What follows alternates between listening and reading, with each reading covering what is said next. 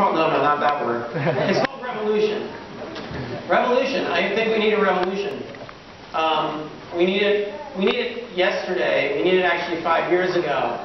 I mean, I've only come to this realization in the last couple weeks, I think, that basically, now that we're traveling around and people are filling up rooms, it's time for us to get all, evangelical.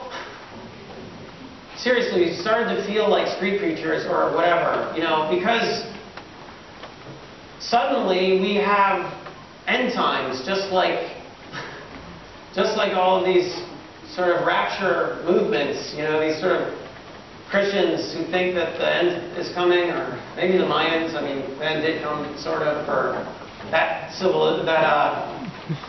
for the dominance of that civilization, although the Mayans never were defeated by the invading Mexicans as they have it now, but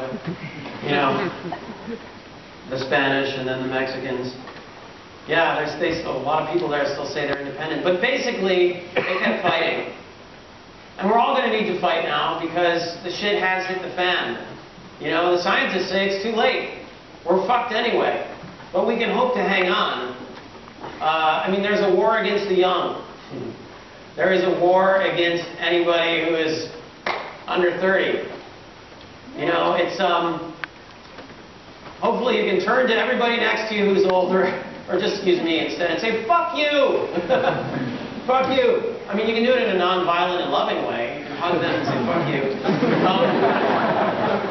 I prefer that method. I mean, I want a non-violent revolution to happen now, because I think that capitalism has become the same as an autocratic regime.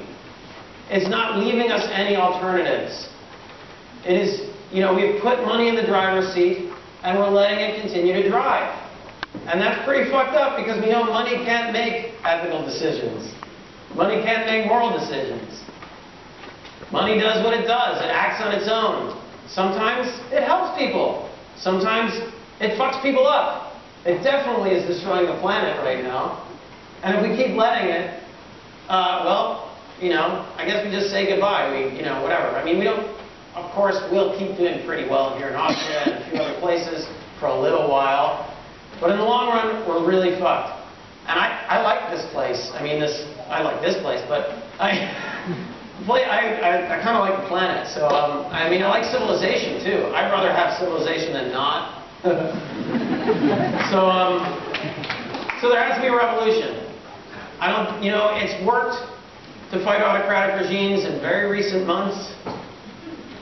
Let's fight the new autocratic regime, which is so-called democracy. I mean, that's a problem. We don't need revolution for democracy.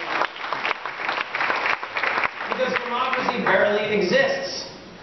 This is, the Greeks, well, the majority of the voting and the people who were allowed to vote and were considered humans in Greece at the time,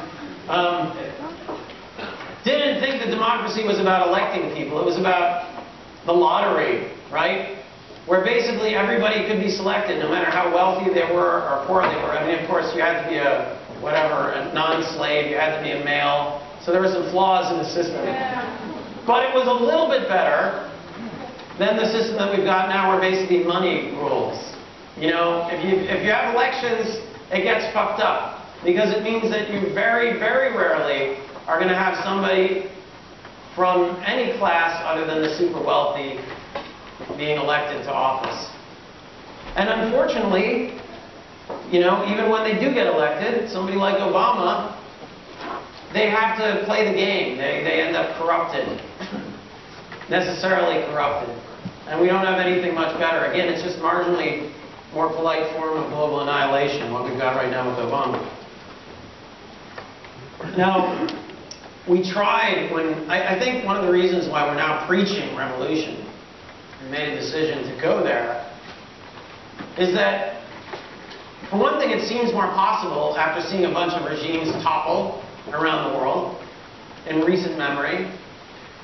And another is that all the ideas that gave us hope right when we elected Obama in the United States didn't come to pass. We had a lot of plans, and we actually published a fake edition of the New York Times that was basically about taking that idea of creating the dream and making it into something that we could put in people's hands all over New York City. And so we published 80,000 of these. Of course, we said we were publishing 1 million, and that seemed believable to the first reporter who reported on it, so it became the number. And these articles were all about what we saw to be possible if people were willing to keep applying pressure to the administration. Because we thought, hey, we've elected a progressive president, a former community organizer. This dude understands, and as long as we can keep the pressure on, as long as we can have more pressure, more people power than corporate power, in his office lobbying, we could get some real change to happen.